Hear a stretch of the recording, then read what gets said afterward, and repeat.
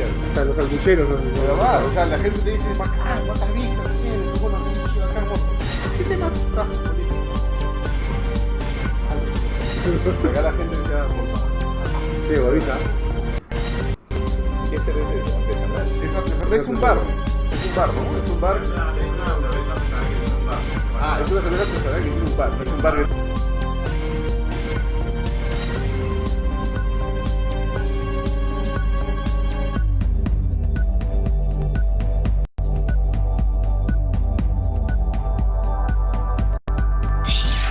Diez, 9, 8, 7, 6, 5, 4, 3, 2, 1.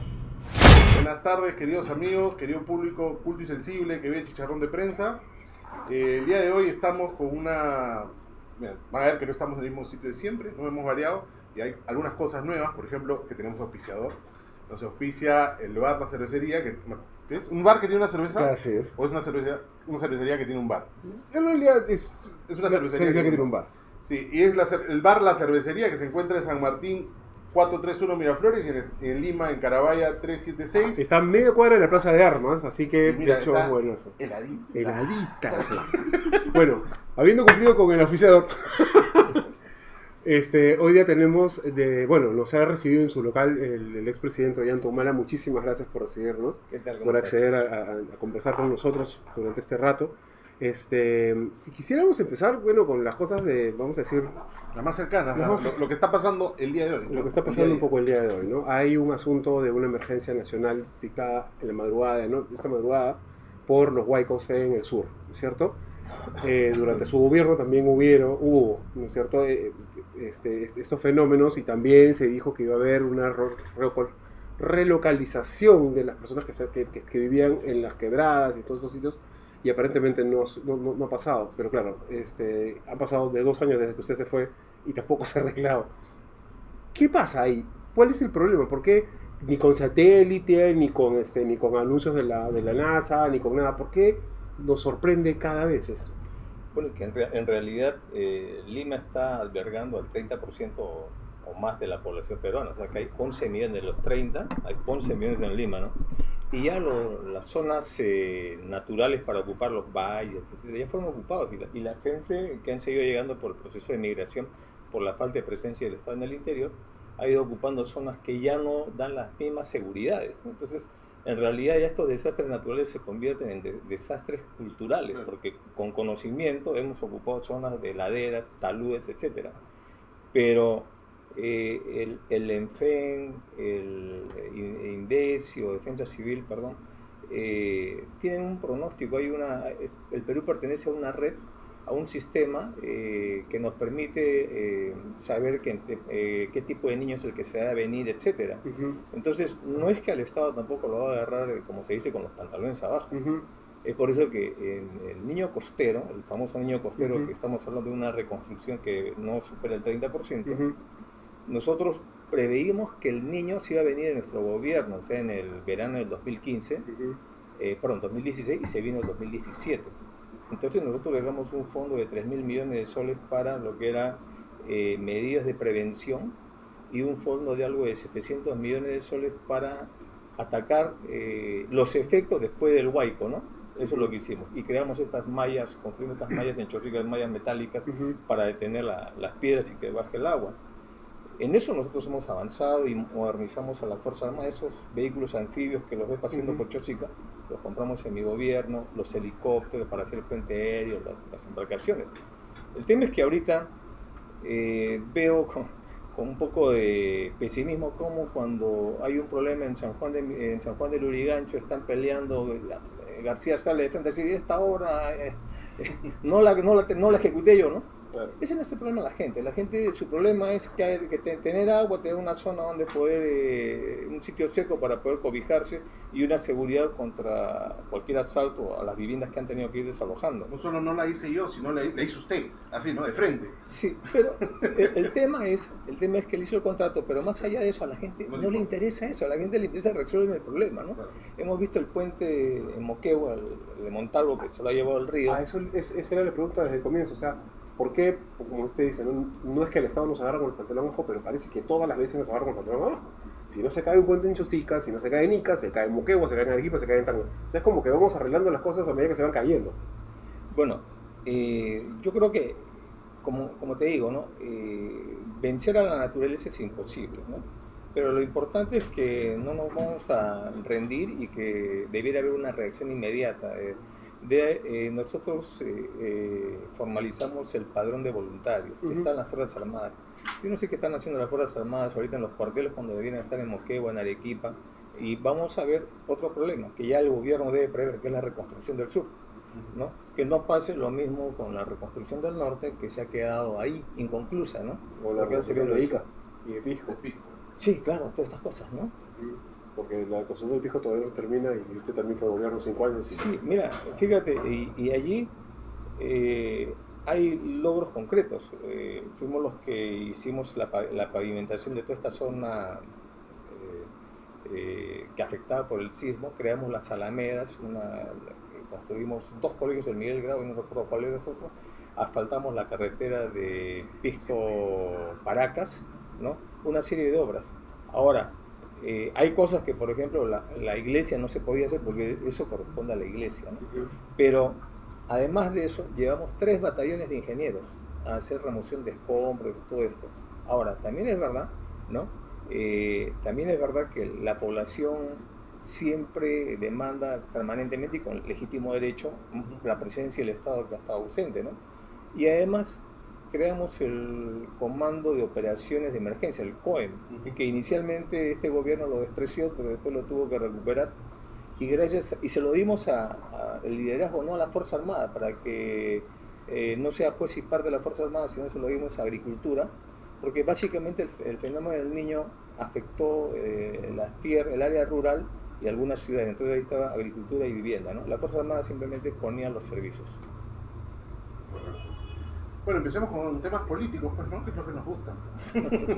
Por lo que no nos dan auspicio. Porque no nos dan auspicio, malos son.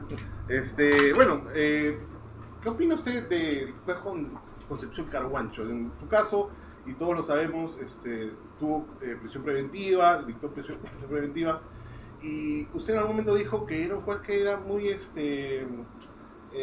parcializado. Ahora que metió a Keiko Fujimori, ¿sigue pensando igual?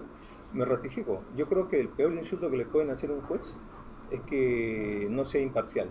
Y en nuestro caso, no sé cómo no le dio el expediente de Keiko, pero en el caso de nosotros es obviamente un juez que no lo digo yo solamente que ha perdido la imparcialidad, sino el mismo Tribunal Constitucional en una sentencia que es justamente la que nos devuelve la libertad, y dice expresamente que el juez ha actuado inconstitucionalmente.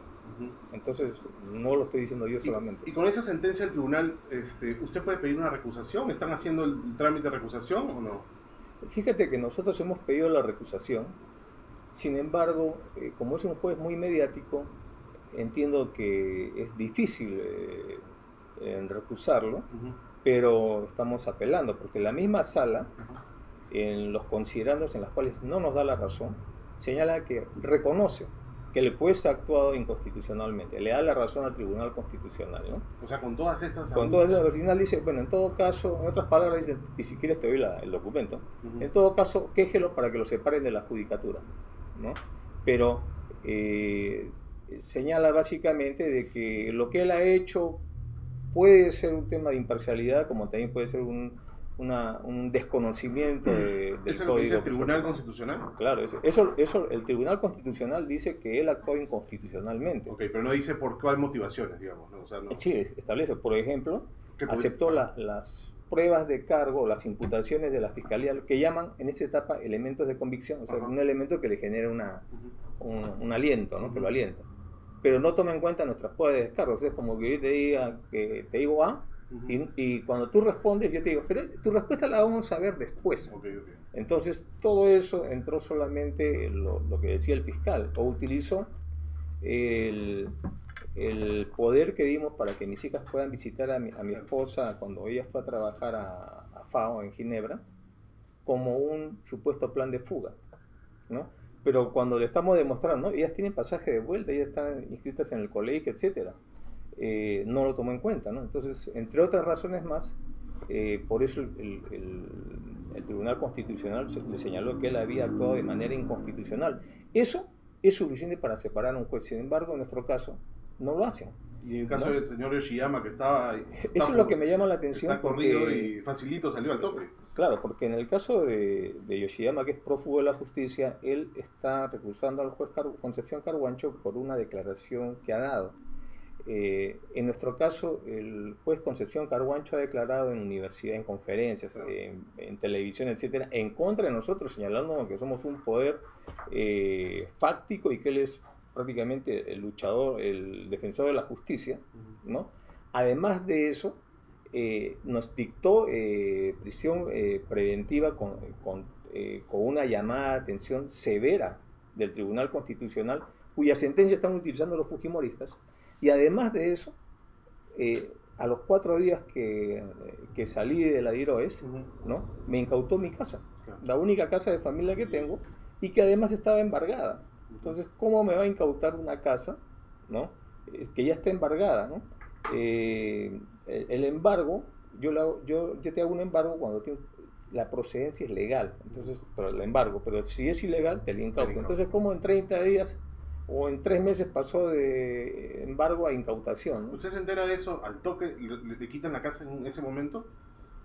Al día siguiente que salimos de la detención abusiva que nos impuso el juez Concepción Carhuancho, fuimos a la fiscalía con mi esposa, nuestros abogados, y le dijimos al fiscal que nuestro ánimo no es de ningún sentimiento personal, simplemente queremos cooperar con la justicia, vamos a seguir colaborando.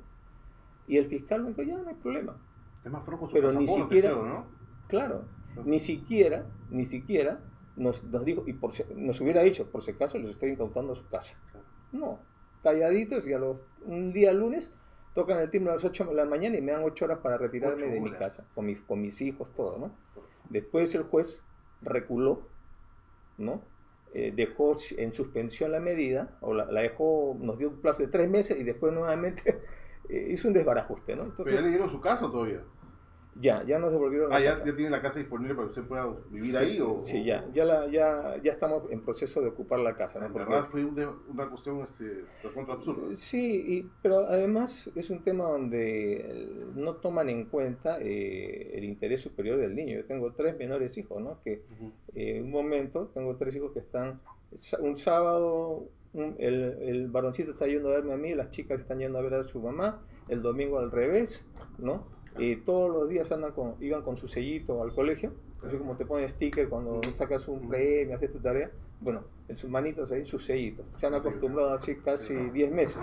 Y después cuando nos ven, a los 4 días nos quitan la casa. O sea, esto no tiene precedentes, en la historia republicana no tiene precedentes, por lo menos en el siglo XX o los últimos 50 años, ¿no? Sí. Yo he notado algo que usted cuando habla generalmente de política, usted se refiere a la clase política. ¿Usted se siente parte de esa clase política o lo dice como fuera otra gente, no usted? Yo sé que pertenezco a la clase política. Pero reconoce, usted lo dice, generalmente dice, la clase política hace esto, hace lo otro, y a veces siento, pero usted ha sido presidente, ¿no? Sí, tienes razón. Lo que pasa es que cuando trato de diferenciar los políticos tradicionales. Acuérdate que yo he llegado a la política siendo militar. Yo he estado 25 años en los cuarteles y a través de un levantamiento, una insurgencia contra un rebelde que era Fujimori, me veo en una situación de que entro a la vida pública, ¿no?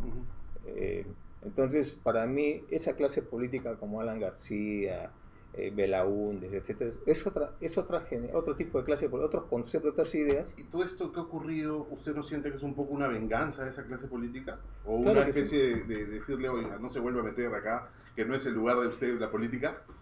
Yo siento que efectivamente, ¿no? Es como que en una mesa donde hay 12 sillas se mete uno, a raíz de una crisis en ese comedor, se mete un actor, claro. Un nuevo actor que nadie lo conocía. Entonces rápidamente comienzan a escarbar mi pasado, militar, zona de emergencia, derechos humanos, ¿no? ¡Pum! A golpear por ahí.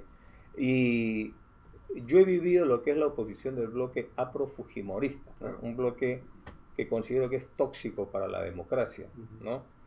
Pero hemos batallado y aún batallando hemos logrado avanzar en nuestra gestión de 5 años de gobierno, y con orgullo lo digo. No creo que el gobierno de García ni el de Toledo puedan superarnos, los anteriores, o este gobierno pueda superarnos en los logros de gestión que hemos tenido, a pesar de la oposición que tuvimos, ¿no? Y no tuvimos una mayoría, digamos, contundente, ¿no? Teníamos 45 parlamentarios y en el último año perdimos hasta la mesa directiva. O sea, ha sido una batalla dura. Sí, pero no es todo atribuible a la presión de la oposición. Hay un proceso de desgaste, hay errores, hay inexperiencias, hay de todo, ¿no?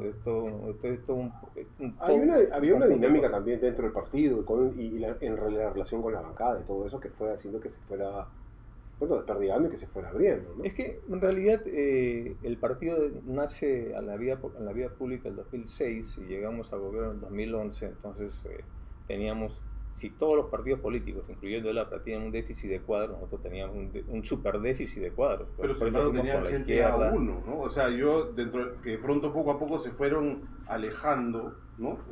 Tuvieron gente muy buena, o sea, tuvieron muy buenos gabinetes, o sea. Sí. Claro, pero cuando vamos a gobierno, vamos en un bloque, por eso yo formo la Gran Alianza Nacionalista, vamos como Gana Perú, pero el partido que lleva Gana Perú es el Partido Nacionalista, ¿no? Entonces llevamos antiguos dirigentes de izquierda, ambientalistas, gente nueva en política, etcétera, ¿no? Y obviamente, cuando llegamos a gobierno, la presión de la gestión hace que hayan pues desencantos o fisuras dentro de esa gente que no comulgaba una misma ideología, pero por lo menos teníamos ideas generales. En cuanto a los gabinetes, yo siempre me jactaba y les decía a ellos que estoy seguro que más de la mitad de mi gabinete no ha votado por mí en primera vuelta. Sí. Porque nunca escogí al gabinete en base a amistades o en base a afinidades ideológicas. Lo que yo hacía con los ministros era señalarles, ¿no?, cuál era el objetivo que yo esperaba de ellos, ¿no? Si podían cumplirlo o no. Porque al final no interesa el color del gato, lo importante es que case ratones. Entonces, como militar, yo soy pragmático, ¿no? Objetivos, cumplir los objetivos. Y también tengo la filosofía del arriero, ¿no? Que es en el camino se acomoda la carga, ¿no? Cuando va el arriero con una recua de mulas, no detiene toda la recua en plena marcha, en pleno camino para cambiar la carga acá, pasarle acá, ese es perder tiempo. ¿A qué me refiero? De que el país es como un organismo vivo, no puede dejar de respirar, ni de comer, ni de descansar, ni de tener trabajo, ni de hacer demandas.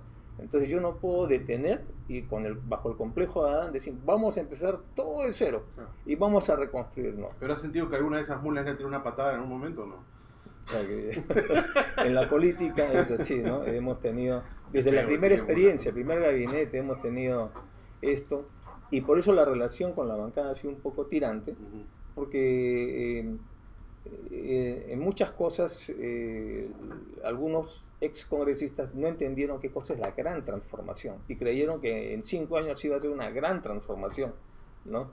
Y no, la gestión de gobierno fue la primera piedra de la gran transformación, ¿no? Pero claro, pero hay una cosa, la primera piedra de la transformación, no sé qué preguntarle ahorita porque tengo como 500 preguntas atrás, pero hay una que tiene que ver con eso. Entonces, si esa fue la primera piedra, que hay una segunda piedra.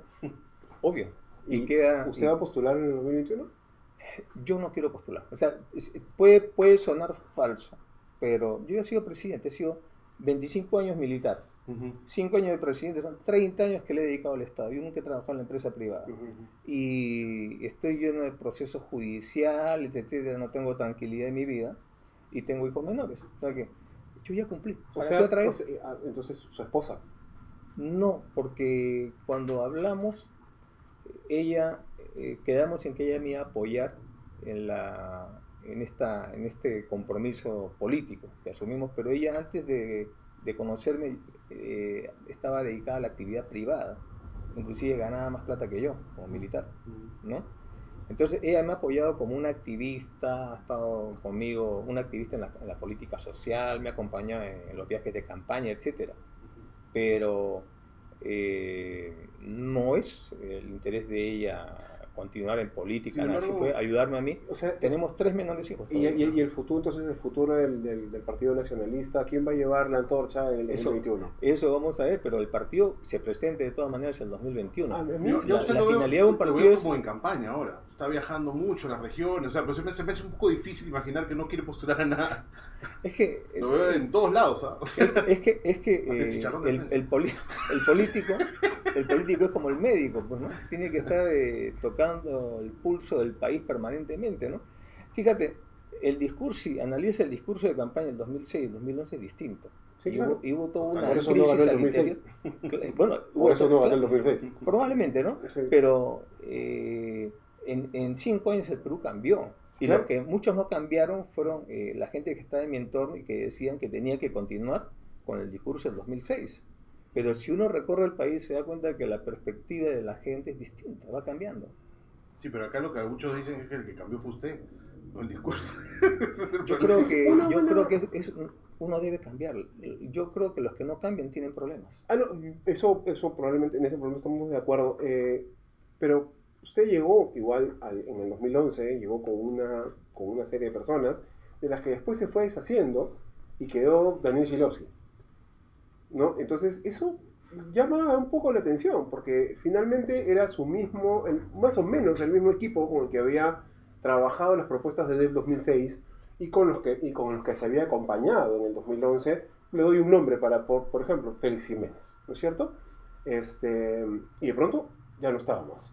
Eso nos llamó la atención de mucha gente porque además coincide, no en el tiempo, pero vamos a decir con la narrativa esta, con el hecho de que usted antes de las segundas elecciones, o sea, en el 2011, usted firma un acuerdo y no sabemos bien cómo llamarle. ¿Cómo le decimos? Le decían la hoja de ruta, ¿no? La hoja de ruta, claro, la gran transformación se convirtió en la hoja de ruta y en realidad parecía que usted está firmando alguna sujeción a la CONFIEP, ¿no? Porque da un poco la impresión eso. Y es más, los medios de comunicación estaban filmando eso y de pronto dijeron, no, ¿y sabes qué? Mejor ya no filmamos eso.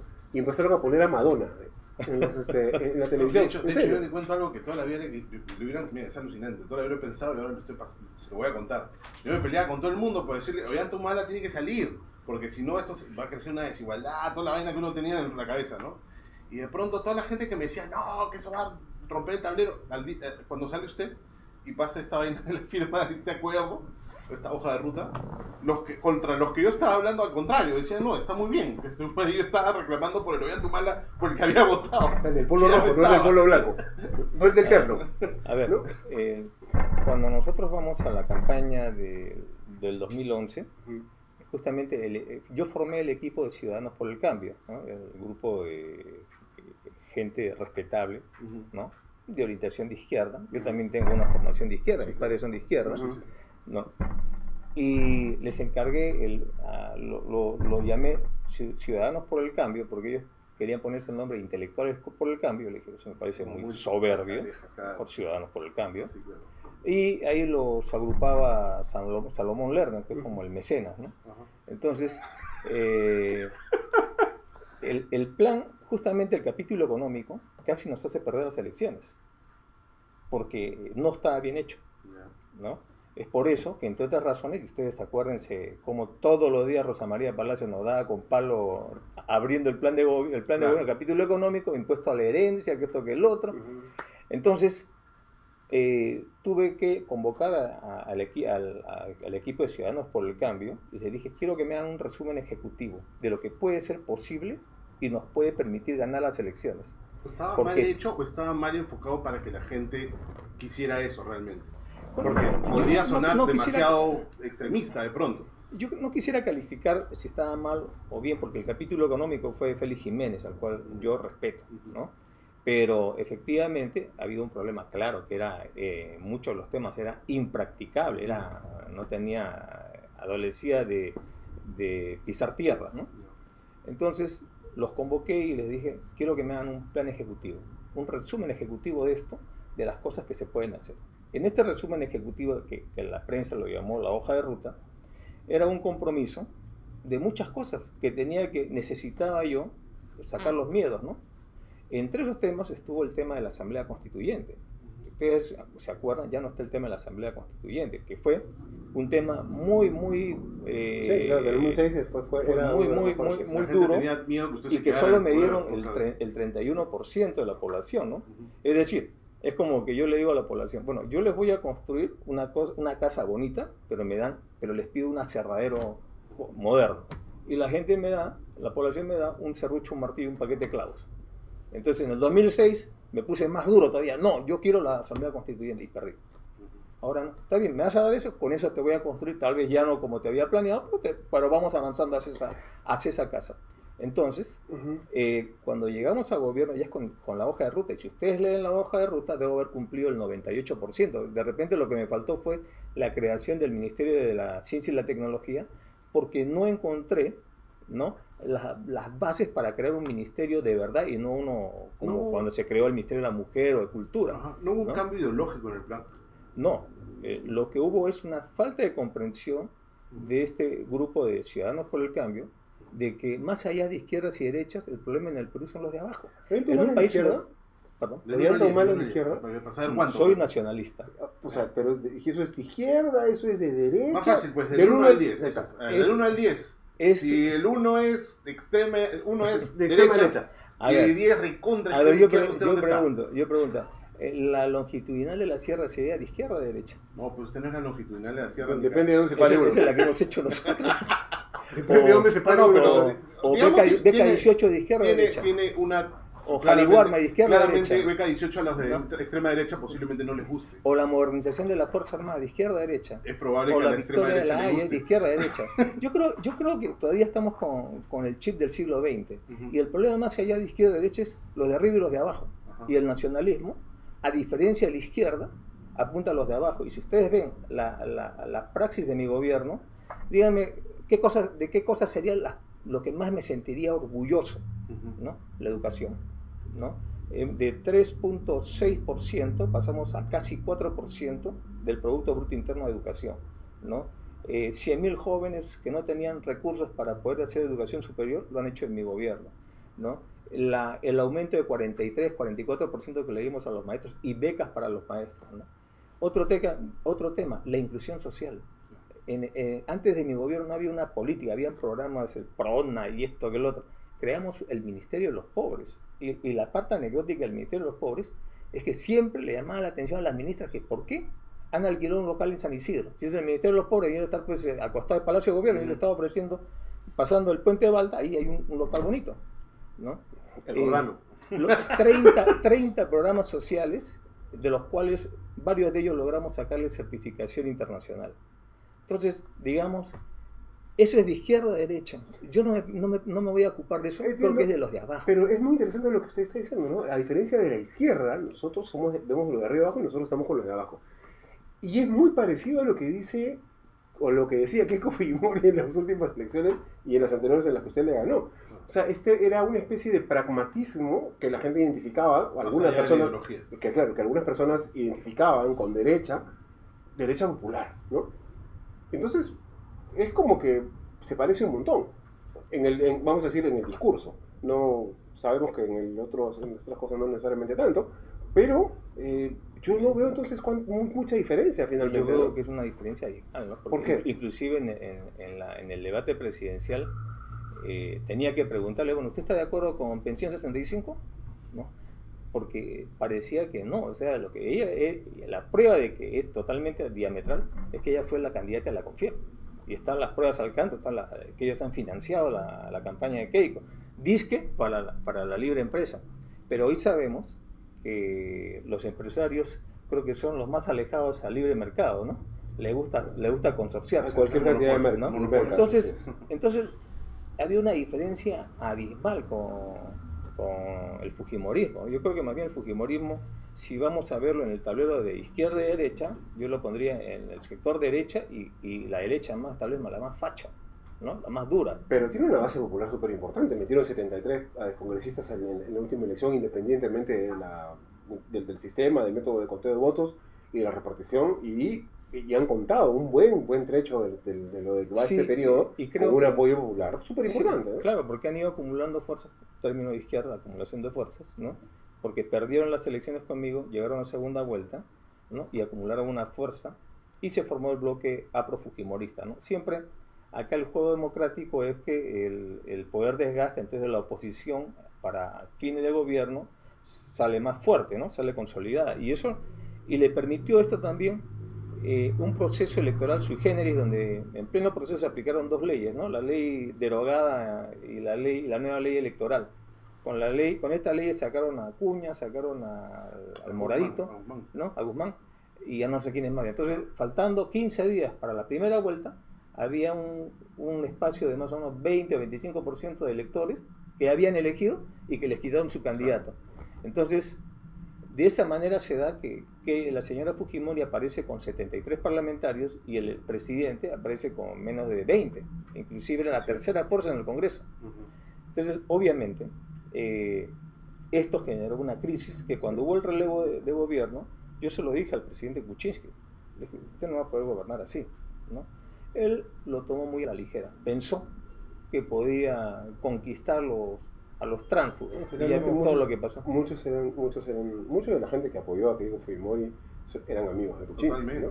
Muchos de los ministros de Kuczynski eran amigos de Fujimori. Entonces, eso nos queda claro. Pero usted dijo, ¿no?, que la CONFIEP apoyaba a Keiko Fujimori, estaba demostrado, estaba visto por todos lados, pero usted lo apoyaba a Lula da Silva a través de Odebrecht con una cantidad de plata. O sea, pasamos de tema ya. No, es que lo que voy es que, a lo que voy es que sigo haciendo el paralelo. No será la CONFIEP que efectivamente trató por todos los medios de demolerlo, usted, y eso es fáctico, eso está ahí, están los comerciales, está la plata de Odebrecht también en ese asunto. Ya dijeron y están las declaraciones de Barata diciendo, del mismo Odebrecht diciendo, no, nosotros sí le dimos, pero también le dimos a ella, y entonces como ella se iba a enojar, porque Barata decía que ella se iba a enojar, entonces había que aumentarle 500, ¿no es cierto? Eso está claro, eso está ahí, y probablemente dentro de los próximos 15 o 20 días nos enteremos más. Pero lo que voy es, el ministro de Lula dijo que dio la orden, Lula dijo que dio la orden, y Odebrecht y Barata han confirmado que esa plata vino, y que además era una plata que no necesariamente vino toda junta, sino que vino en pedazos y en partes. No sé, y eventualmente, cuando venga la información de Brasil, eso también se va a saber, ¿no es cierto? ¿En la pregunta? O sea, en verdad, yo sostengo que todo eso no es cierto. Eso es una especulación. Lo que primero, cuando tú dices que Lula dice que dijo eso, es mentira. Lula no ha dicho en ningún momento, ni siquiera le han preguntado. Y sería interesante que le pregunten, porque la presidenta del PT, la senadora Hoffman, ha mandado un documento a la fiscalía rechazando la imputación de Odebrecht, ¿no? Es más, ¿no? Bueno, tampoco es que se pueden poner la cuerda al cuello después de que acaban de condenar otra vez a claro, Lula 12 años. Claro, pero si el PT hubiera dicho que sí le daríamos la credibilidad. Entonces, lo que estamos haciendo es darle la credibilidad en la medida que a uno lo puede imputar. O sea, si rechaza la imputación de Odebrecht, no es creíble. Y si dice que sí es verdad, sería creíble. Entonces, pero Marcelo Odebrecht ha dicho que le daba a todos los partidos. Pero además, Odebrecht, ¿no? Apoyó su candidato, ellos habían elegido su candidato, era Fujimori. En el caso de nosotros, hay una cosa bien sencilla. Tienes dos líneas, la línea ejecutiva y la línea directriz de Odebrecht. En la línea directriz está Odebrecht, Mameli, que era el regional, y Barata, el local, ¿no? Los dos primeros dicen que efectivamente ellos aprobaron un apoyo, ¿no?, a pedido del PT, ¿no?, pero que no verificaron. Si se dio o no se dio, no lo saben. El tercero, que es el local, dice que efectivamente él lo dio, lo gestionó y lo dio. Para eso no ha aportado ninguna prueba, ¿no? Pero señalan los tres que el supuesto aporte a la campaña del Partido Nacionalista habría salido de operaciones estructuradas. Bien, ¿qué dice la línea ejecutiva? Que es operaciones estructuradas. El director de operaciones estructuradas, Gilberto Silva, que hacía parte, despachaba directamente con Odebrecht, la famosa planilla italiana. Él dice, en su colaboración eficaz en Brasil, él dice que el programa OH no sabe qué es, pero que va a buscar sus papeles. Más adelante, ante el juez Moro, ya en el proceso, la sentencia Palocci, ¿no?, cuando el juez Moro le pregunta sobre el programa OH, lo que él dice es que esa es una empresa de comunicaciones que cobró en Brasil en reales, o sea, que cobró en reales. Se infiere que fue en Brasil porque el pago de reales tendría que ser en Brasil. Eso lo dice el director de operaciones estructuradas. Y en nuestra diligencia, porque ya también declaró en mi diligencia, lo que él dice es que él no sabe, no me conoce a mí, ¿no?, y básicamente se ratifica ya en sus declaraciones anteriores. Pero dice algo más. Dice, el origen del dinero de Caja 2, operaciones estructuradas, era Caja 1, o sea, la empresa. Claro. Entonces, el origen no es ilegal, sino el origen es legal. Pero Nosotros hemos rechazado, o sea, barata miente. en nuestro caso sí, O sea, no bueno, sé en los otros casos si mentirán o no Pero, mentirán. pero podría Ahora darse el también- caso de Sí. verdad. Pero no sé si, yo no puedo certificar si a los otros les han o no les han dado, yo no sé, porque acá hay dos temas, ¿no? Un tema es la relación de Odebrecht en las campañas y otra cosa es en actos de corrupción, Correcto. que son dos cosas distintas. No es delito recibirlo no ha sido delito, todos los partidos lo han recibido, dice No Odebrecht, es- le ha el entregado. aporte de campaña Habría la no es delito. posibilidad que usted no se haya enterado que era directamente de Odebrecht, que haya sido canalizado por un tercero, llámese publicista, llámese En mi Un campaña empresario partido, chileno muerto. empresario. No sé, ¿no? Porque eso también pasa. No, ¿No? Y no te enteras. Porque podría darse el caso, o sea, digamos, Odebrecht, mandarlo por el otro lado. 50.000 de Pepito, 4.000 de Sí, Pepito. claro. Oye, esto le avisamos, acá hay 4 millones. No le digas. En mi campaña por lo menos no ha entrado, ¿no? Yo no sé si algún tercero habrá cobrado, pero nuestras rendiciones de cuentas están ahí. Y nosotros no tenemos el problema que tiene el grupo de Fuerza Popular, donde han encontrado una organización donde armaban esquemas para Fabricaban los pitutear, ingresos. etcétera. No, en nuestra organización no hay nada de eso. Y usted es bien interesante porque a pesar de que está en todo este rollo con el tema de Odebrecht, usted está de acuerdo con la firma del convenio. Es algo que bastante Yo a mí creo, me yo sorprende. creo, ¿no? yo creo que debe haber un convenio que se firme porque merecemos la verdad, Ujú. ¿no? Pero no sé si será este el convenio más adecuado porque no lo conozco, ¿no? Yo he Ya. criticado algunas cosas como en 40 y tantos años de vida institucional de Odebrecht en el Perú, solo en 4 horas se han coimeado, o el mensaje a los empresarios nacionales, ¿no? Al emprendedor, Claro. ¿no? Se le debe permitir que continúe después de lo que ha hecho. Ujú. Y básicamente ahí me quedaría, ¿no? Claro. A mí, en la parte esta de Odebrecht y todas estas cosas, o sea, usted nunca conoció a ninguna de estas personas en primera persona. No, claro que los he conocido a todos los empresarios, casi todos, porque en las campañas hay que visitar. Yo he estado en la CONFIEP, en NADEC, en la Sociedad Nacional de Industrias. No, sí. Cuando uno viaja, Ujú. cuando he hecho como presidente electo, las giras las establece el país anfitrión y siempre presentan a empresarios, ¿no? Hoy día el modelo económico existente hace que va degradando un poco el cargo de presidente de la República y lo convierte como un promotor de inversiones, Claro. lamentablemente, ¿no? Hablando de eso, ¿no? Y bueno, lo de Lula, yo tenía entendido que sí, efectivamente se había referido al asunto. Para nada.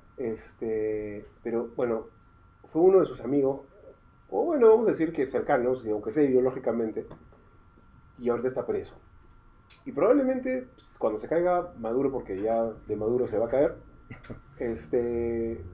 y estuviese Chávez, pasaría lo mismo. Y también es alguien que estuvo cercano, o sea, que le fue cercano. Y también existe todavía este asunto de la plata que vino de Venezuela y las agendas de su esposa. ¿Qué son las agendas de su esposa? A ver, empecemos por partes y cucharadas, ¿no? Empecemos tomándonos una chela, ¿qué le parece? Salud. Bueno, bueno. Salud. A ver, vamos a tomar- Antes que se calienten más. Se va a calentar Salud, una salud, sed salud. horrible. Salud. De bar la cervecería, ya sabes. Al público ahorita.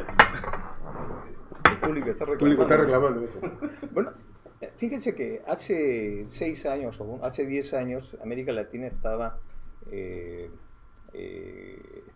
los partidos de izquierda o nacionalistas, el sector progresista estaba en gobierno, entonces estaba Lula, estaba Chávez y una serie de Correa, etcétera, ¿no? Pero yo no sé si decirle progresista a Chávez, ¿no? En Honestamente. general, bueno, si podemos conversarlo también, o sea, si viendo cuánto tiempo nos queda, lo hacemos, no Usted tengo opinó ningún un montón, problema. me acuerdo, Chávez. Pero el hecho de conocer a expresidentes no quiere decir nuestra relación fue ideológica, fue política, pero nunca fue económica. Entonces, el problema que tiene el fiscal cuando habla de plata de Chávez, de Venezuela, producto del peculado, que no tiene ninguna prueba. Simplemente está llevándose por periodicazos. Y Usted el dice tema que de no las... hay pruebas porque allá no se ha determinado que la plata era de origen, o si hubiese una plata de origen de algún delito. No solo porque no hay el origen del peculado, sino que no hay ninguna prueba. Eso que decía el expresidente Toledo y Kuczynski, que de maletas, ante la fiscalía se han tirado para atrás, no han dicho nada de eso, han dicho que no saben. Y los órganos policiales, la Cancillería han desmentido lo que viene diciendo el Ministerio Público. Yo no sé cómo piensan acusar con ese componente, ¿no? Me parece absurdo, pero bueno, es tema de ellos, ¿no? Es interesante. ¿Usted cuál es su opinión sobre el régimen venezolano y sobre la situación de Venezuela ahorita? Muy cortito, para no quedarnos ahí. Bueno, yo creo que en Venezuela se juega una batalla geopolítica tal vez la más importante del siglo XXI, ¿no? O de los últimos 40 años, que es en plena guerra comercial entre Estados Unidos y China, ¿no? ¿Ustedes creen que Estados Unidos va a permitir que China se haga poseedor de las reservas más grandes del planeta en petróleo? ¿Creen que se va a hacer eso? Yo no creo, ¿no? Entonces, mi preocupación es que si no se arregla este asunto, va a venir una intervención militar, ¿no? Esa es mi preocupación. Ya, hay o sea, sí, es una pugna de imperialismos, para ponerlo de una manera así, el chino, el ruso y el norteamericano, porque tampoco es que los rusos se quieran mucho con los chinos. La pregunta es que le quiero hacer entonces, ¿usted qué considera que tiene que pasar? Lo que yo creo que tiene que pasar es los países hermanos. Uy, ya se parece a Verónica Mendoza. No, los países hermanos, o sea, la región, ¿no? Lo que tiene que hacer es un espacio de diálogo que haga retroceder al régimen de Nicolás Maduro y también a la oposición, porque no puede ser posible que en un país haya dos presidentes y los dos sacan la constitución y los dos se dicen legales y los dos se dicen legítimos, y uno tiene el control de la Fuerza Armada, el poder económico, las instituciones, y el otro tiene el legislativo y tiene el apoyo de muchos países y bloques internacionales. Y además si esto el no apoyo se resuelve, masivo de la ciudadanía. pero los dos tienen apoyo, porque el otro también ha sacado gente a la calle. En todo caso, ¿quién tiene más? No lo sé. Puede ser que sea la oposición. Pero el tema es, si no logramos, si la región, los países que quieren realmente ayudar a Venezuela, no logran hacer retroceder a ambas fuerzas hasta el punto en que perdieron el control de las circunstancias políticas, esto lamentablemente va a terminar en una intervención militar. Porque yo no creo que Estados Unidos permita que China se haga acreedor se haga dueño de las reservas petroleras, ¿no? O sea, China detrás de Maduro en estos momentos, porque de hecho las reservas, muchas reservas, el problema es que están hipotecadas a China y a el Rusia. problema es algo así. Llegamos a una situación donde el tema de la legitimidad o la legalidad es lo que ya tiene menos trascendencia. ¿Por qué? Porque el problema es que la gente hoy día está pasando hambre. Hoy día hay bloqueos. Hoy día estamos a un tris de que se produzca una guerra civil en Venezuela. Entonces, lo que necesitamos es que se recupere la calma, ¿no? Y tiene que haber ese espacio donde el gobierno retroceda. ¿Usted no cree que constitucionalmente Maduro es un dictador?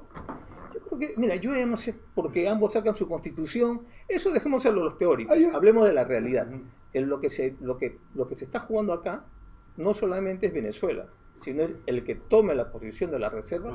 Vamos a ver por cuántos años cuántos años vamos a demorar en sacarlo. De acuerdo, bueno, pero hay una cosa que es importante. En las últimas elecciones Maduro ganó, probablemente fraudulentamente, eso está observado por todo el mundo, y en esas mismas elecciones la asamblea fue escogida con una mayoría en contra de Maduro y la presidió Guaidó. O sea, si nos ponemos, vamos a decir, institucionalistas y constitucionalistas de acuerdo a lo que dice la Constitución en Venezuela, porque después Maduro intentó cerrar esto, crear una asamblea paralela con el apoyo de la Suprema y todo lo demás, que son todos probablemente, mira, ahí nos vamos a perder, pero hoy día ya pasamos ese capítulo. O sea, quedarnos en ese capítulo, en realidad ya es un poco ingenuo. Lo que hoy día estamos viviendo es la posibilidad real de que haya una intervención militar en Venezuela y Venezuela entre a una guerra civil. ¿Y cómo se evita una intervención militar entonces? Porque se puede negociar con Maduro. Maduro ha dicho para negociar 500 veces y hacer diálogo 500 veces no se puede. Yo creo que en estos temas el problema que hay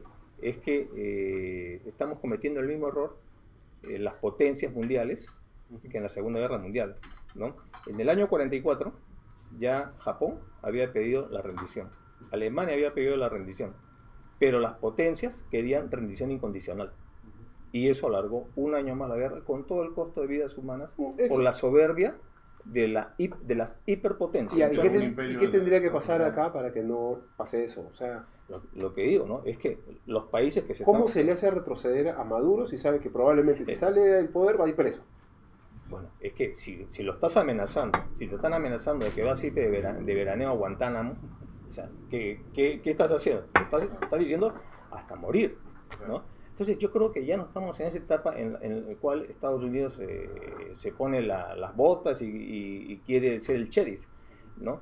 El problema es que efectivamente cómo hacemos retroceder al régimen de Maduro y cómo hacemos retroceder a la oposición a un punto en el cual puedan ellos recuperar el control de la situación. Eso es lo que hoy día se está viendo en Uruguay. Es verdad, sí, es verdad. Es verdad también que, que se ha perdido de vista la situación de la gente, ¿no es cierto? Por estar peleando así, Maduro, Guaidó, no sé qué. Me parece galgos o Podemos, una discusión bizantina, y lo que tiene que haber es una salida política para el régimen. Me acuerdo que... Si no hay una salida política para el régimen, entonces hasta Napoleón decía, no, enemigo que huye del Puente de Plata.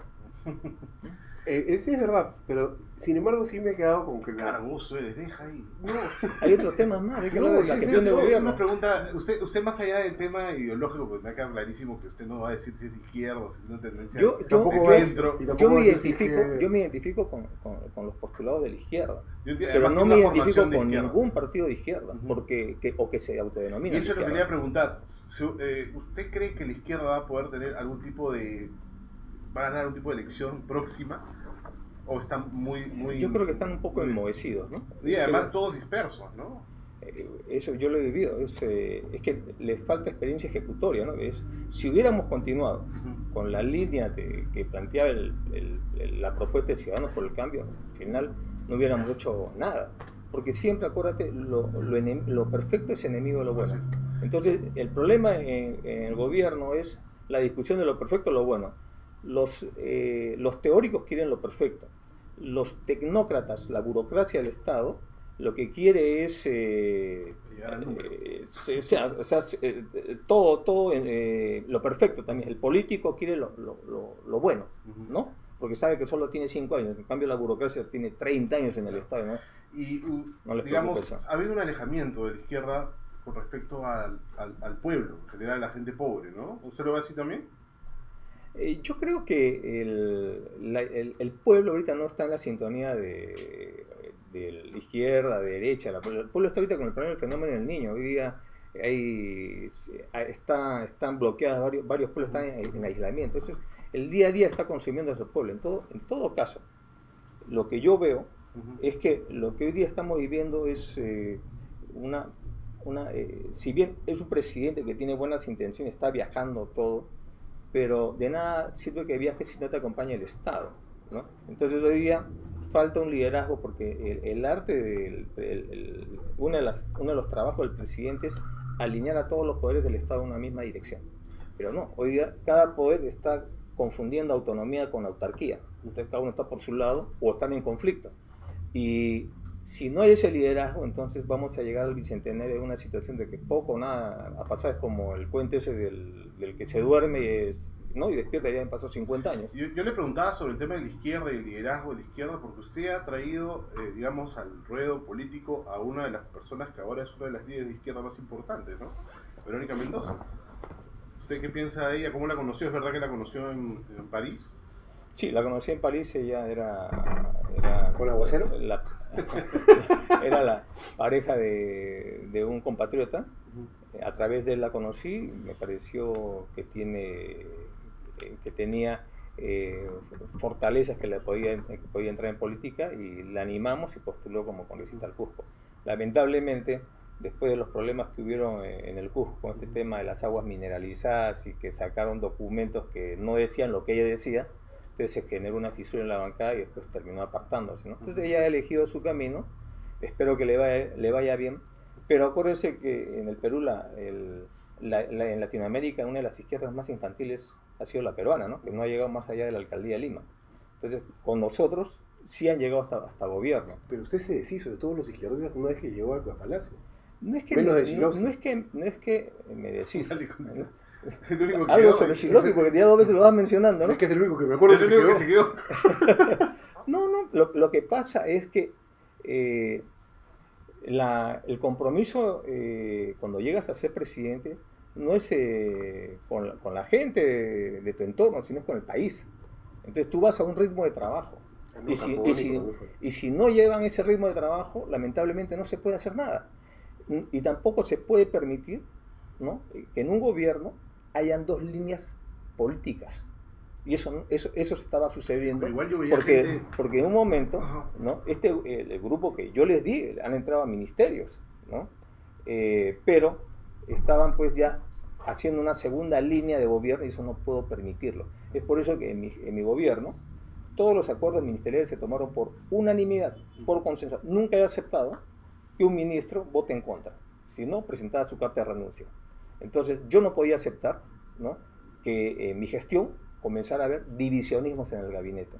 Entonces no es que me deshice, sino que creo que ellos tuvieron otra línea. Pero no había gente recontra camiseta, ¿no? Como mi tío Aguatá, ¿no? O sea, él era recontra camiseta y salió bastante dolido. Conversamos con él hace cuánto. ¿Por qué sale a Aguatá? No es por un tema ideológico, es porque retiramos la candidatura de Urresti y él se quedó sin postular al Congreso. Claro. Nada más, eso no es un tema ideológico. Bueno, pero César, retiró la candidatura de Urresti cuando Urresti estaba... ¿Qué les costaba llamarlo por teléfono antes de retirar la candidatura? No, es que hubo un problema ahí, ¿no? El candidato del partido de gobierno debe defender la gestión de gobierno, no irse contra el gobierno, porque por eso es que empezó con 4% y ya en un mes estaba en 0%. Entonces, ¿No fue al revés? No, para nada. Empezó en 0.2, 0.3 y ahí estaba como en 4 y ustedes le jalaron el enchufe. No. Revisa y te apuesto que quieres la cerveza. No es el único, ¿no? Pues Marisol Espinosa, el mismo César Villanueva. Marisol Espinosa, quería la reelección en la presidencia de la mesa de la comisión de presupuesto y después quería la presidencia del Congreso. O sea, ya son temas personales, ¿no? Y si vamos a hablar de acá, son temas claro, pero no digamos, ideológicos. hay un montón de gente que... Pero no son temas ideológicos, son temas personales, ambiciones propias, legítimas, por cierto, pero que cuando uno llega al gobierno no está para cumplir los caprichos de cada uno de los que entraron, ¿no? Porque pedir una reelección de la presidencia de una comisión tan importante como la de presupuesto, habiendo otros que deben asumirla, me parece pues ya que no es correcto, ¿no? En su penúltimo mensaje en la Nación, usted pasó delante de la señora Marisol Espinosa y ni siquiera la saludó. Perdón. ¿No se escucha? Habla muy bajito. Qué pesado, el señor dice que se escucha. No le das caso, siempre se equivoca. Bueno, acuérdate. A mí me llama la atención la relación precisamente con... ¿Usted cómo ve la posición de la izquierda hacia el 2021? Usted dice que el nacionalismo va a presentar una candidatura. Hace nada, los 4 movimientos de izquierda se han reunido alrededor básicamente de la inscripción del señor Cerrón, ¿no es cierto? ¿Qué opinión le merece eso? Yo creo que está bien. Además, ¿Ah, sí? El nacionalismo y la izquierda somos primos hermanos, ¿no? O sea, compartimos mismos ideales. Entonces usted sí es de izquierda. No soy de izquierda, soy nacionalista. El nacionalismo tiene otra beta. A ver, el nacionalismo como ideología es mucho más antigua que la izquierda. La izquierda es de la época de Marx, Engels, la Revolución de Octubre del 17. Sin duda. Pero el nacionalismo viene desde la época de los incas. Como partido, sí, la izquierda es más antigua que el Partido Nacionalista. Nosotros tenemos, del 2006 tenemos vida política, ellos vienen pues de la época del 29-30 con Mariate y Eudosio Rabines, ¿no? Entonces, pero ninguno de los líderes de izquierda, mundiales de izquierda, ha conocido el Perú. La Revolución de Octubre se hace en base a una mirada semifeudal de una Rusia zarista, ¿no? Y de una Europa en una etapa preindustrial. Pero ninguno de ellos ha conocido el Perú, no saben la realidad distinta que es el Perú, ¿no? Entonces, cuando se hace los postulados de izquierda, es sobre la base del mundo desarrollado. En el hemisferio sur, Sudamérica, lo que equivale es el nacionalismo, que es la integración de la nación peruana, respetando a todas sus culturas. Sí, usted ha regresado a sus orígenes ideológicos, creo. Es que algo que me ha ayudado a mí ha sido ser militar. Entonces yo he recorrido el país y yo he ido a sitios donde no hay Estado. Entonces un problema concreto es qué tipo de Estado queremos, ¿no? Porque acá mucho se ha discutido ideologizado el tema del Estado. Pero el problema en el país es que no tenemos un Estado presente en todo el territorio nacional. Y eso es una bandera nacionalista, ¿no? El problema de la desigualdad ¿no? Mientras la derecha habla de la libertad y la izquierda de la igualdad, el nacionalismo habla de la fraternidad y de la igualdad, ¿no? Sobre los postulados de la Revolución Francesa. Entonces, acá eso es lo que hemos hecho. Lo que pasa es que ¿no? la Revolución Francesa... Para crear igualdad, para crear libertad, debe haber una base mínima de igualdad. Y lo que hemos querido es darle esa oportunidad a la gente. La gente merece una oportunidad. Y eso es lo que hemos hecho, llevando el Estado al interior del país. Para darte un dato, ¿no? Cuando llegamos a gobierno, la cobertura de agua potable en la área rural solamente era un 33%. Es decir, estamos entrando al bicentenario y solamente un 33% de la población en el área rural tenía agua potable. Nosotros lo duplicamos y hoy día tiene el 66%.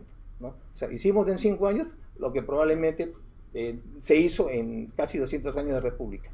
¿no? Es una muestra de que el nacionalismo impacta positivamente más en la gente porque resuelve problemas. Más que teoría, es pragmático.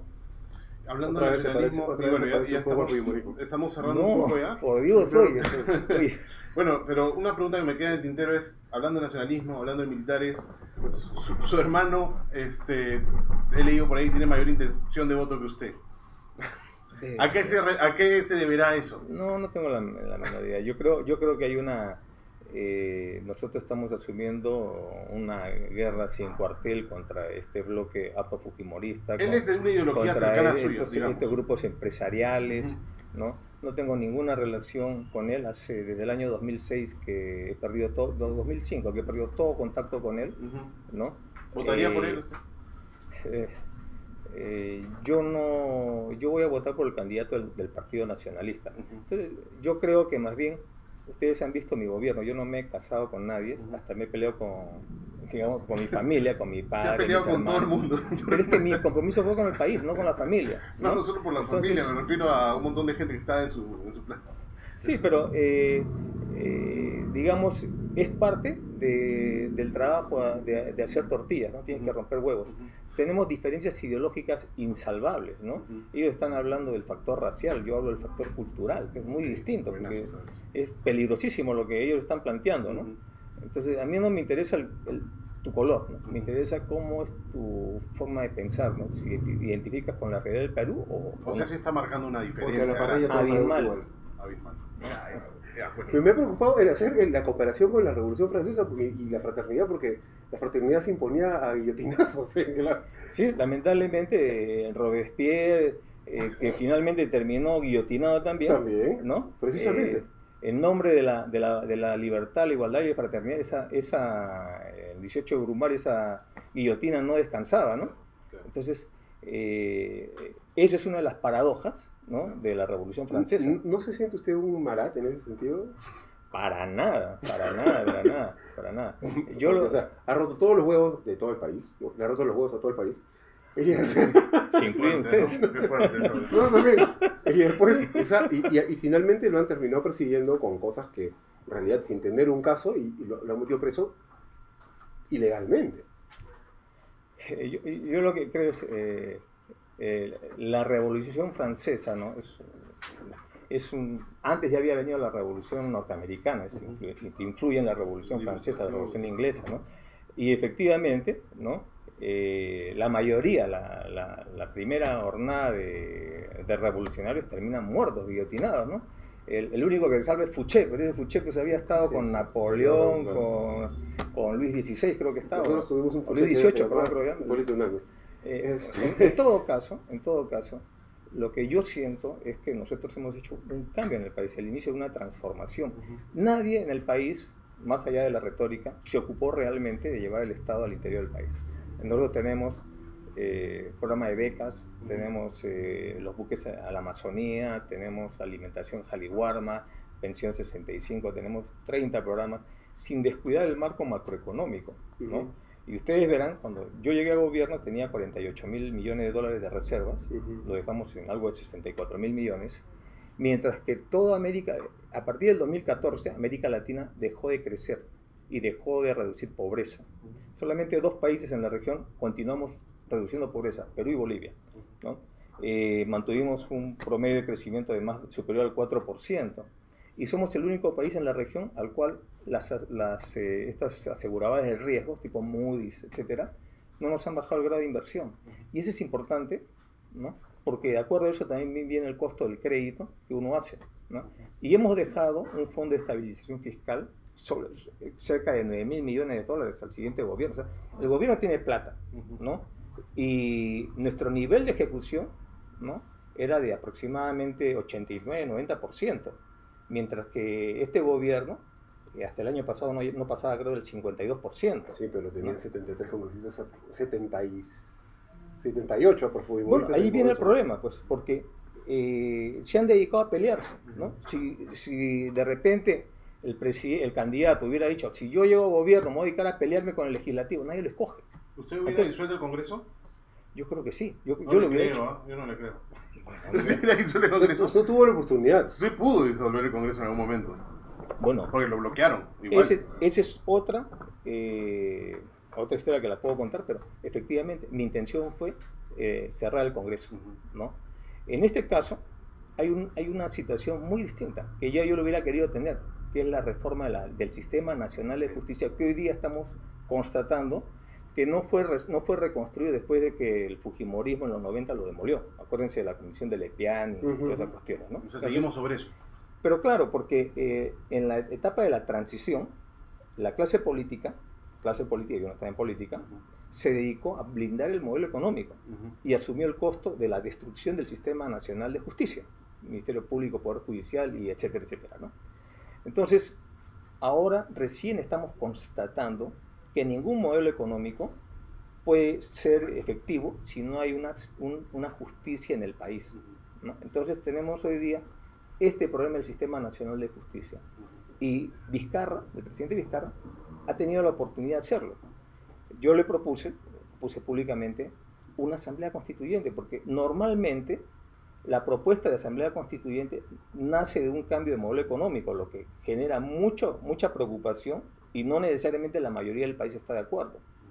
Pero yo estoy seguro que si le decimos a la gente, con una nueva constitución podemos reconstruir la justicia, tendría más fuerza una asamblea constituyente. Lo que escogió el presidente Vizcarra fue un referéndum, ¿no? ¿Para qué? Para que este Congreso, que ya no va a reelegirse, haga la reforma del sistema de justicia. Obviamente, eso va a quedar en nada, ¿no? Y va a ser una frustración del evento, del referéndum, que esto, que el otro. Vamos a pasar a la frustración, porque ya pasó el referéndum, recién están aprobando la Junta Nacional de Justicia, y no hay nada, y más bien ya se está hablando de que están habiendo componendas. Entonces, el problema es que se ha pasado una oportunidad brillante para convocar una asamblea constituyente que lo pudo haber pedido en un referéndum. El problema es que se hacía esa asamblea, posiblemente pensando como él tendría que haber salido, y dejárselo No eso a un grupo. No solo eso, el problema que tiene es que su enfrentamiento permanente con el legislativo le da popularidad, pero el Perú no avanza.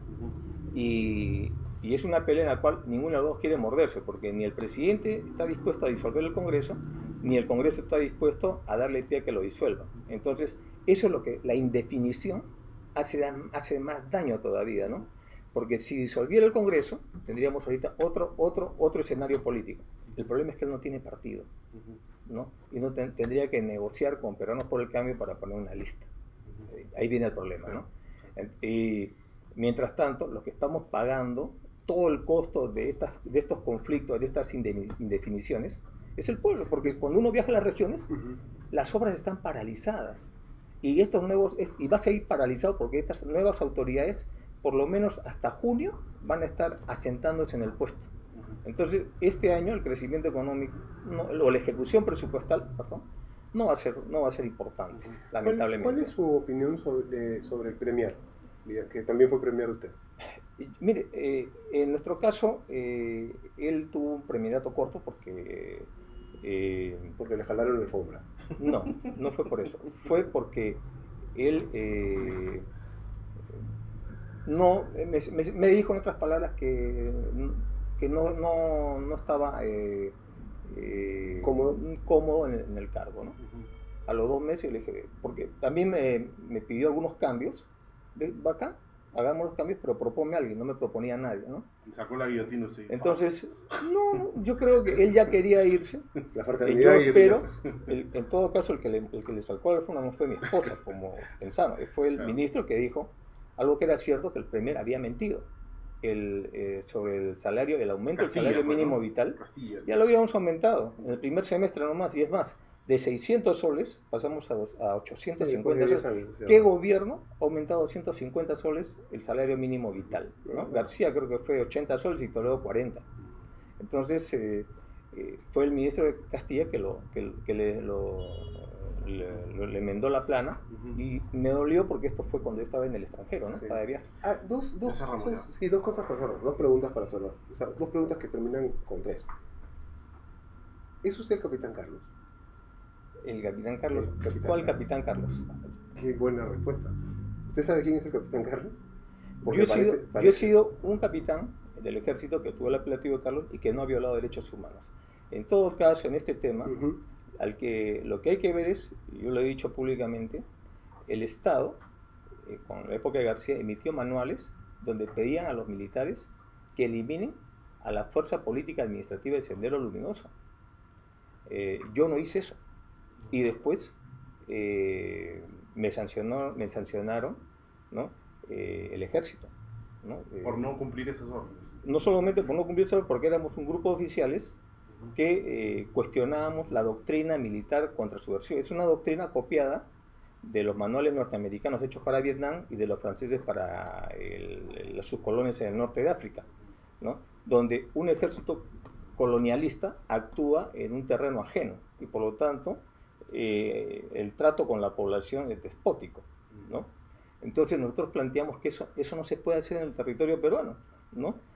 El otro tema fue que el Estado no les dio la categoría de fuerza beligerante, sino de delincuentes terroristas. Entonces, en la guerra hay el derecho internacional humanitario, que se respeta, ¿no? Pero el Estado tiene que decirle al ejército con quién está combatiendo. Entonces, yo no he violado derechos humanos, pero sí considero que el Estado ha violado derechos humanos. Y si alguien debe pasar por el banquillo es Alan García y Fujimori. Una última pregunta ahora sí. Pensándolo ahora con los años y a la distancia, ¿no considera que de repente haber expuesto tanto a su esposa al asunto mediático, al asunto a los dimes y los diretes, a todas estas cosas, convirtiéndola en la presidenta del Partido Nacionalista ¿no? durante su gobierno, y que tuviera o que se percibiera desde la población que había una injerencia potentísima, incluso en el nombramiento de ministros y viceministros? ¿Usted cambiaría algo ahí? Sí, yo considero que fue un error haber sobrepuesto a mi esposa. Si hubiera sabido cómo es la política en el Perú, acuérdate que yo tengo una formación militar, yo entro nuevo en la política, por eso digo, estos políticos, ¿no? No solo no hubiera metido a mi esposa, nada, ¿no? Hubiera entrado solo.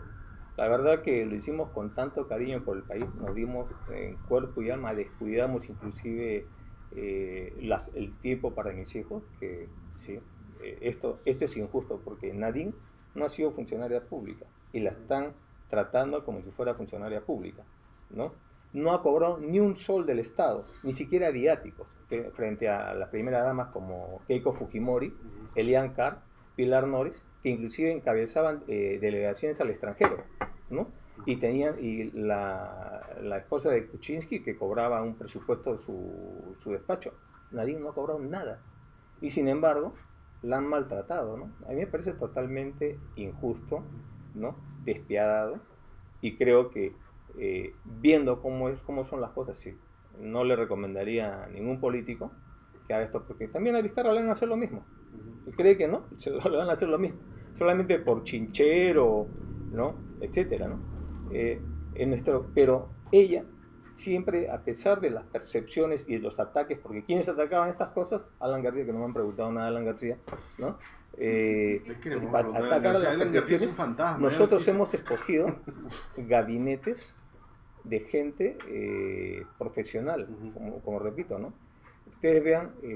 Fue el primer gabinete con paridad de género, me parece. Claro, ¿no? 50-50. Así es. ¿No? Hemos llevado a Susana Vaca, por ejemplo, ministra de Cultura, ¿no? Sí, pero... yo no sé. Pero no hemos... idiota, sino porque qué cosa, o sea, ya, ok, sí, pero Es como poner a Pelé de ministro del deporte. Pero... Ok, mi intención fue dar un mensaje al país de paridad de género, de que este es un gobierno de todas las sangres, ¿no? Y además lo hicimos trabajar. Yo despachaba todos los días, 2, 3 de la mañana. Yo he pasado revista de trabajos, 2 de la mañana, 3 de la mañana, con el primer ministro, con el ministro, etcétera, ¿no? Porque ese era mi ritmo de trabajo. Y cuando viajaba me quedaba después a despachar. Todo el tema que no había hecho en la mañana lo hacía después en la tarde, noche. Entonces he tenido un gabinete así, a ese ritmo de trabajo. Entonces, ahora que estoy un poco más de calma, ¿no? A veces uno extraña la adrenalina, pero suficiente.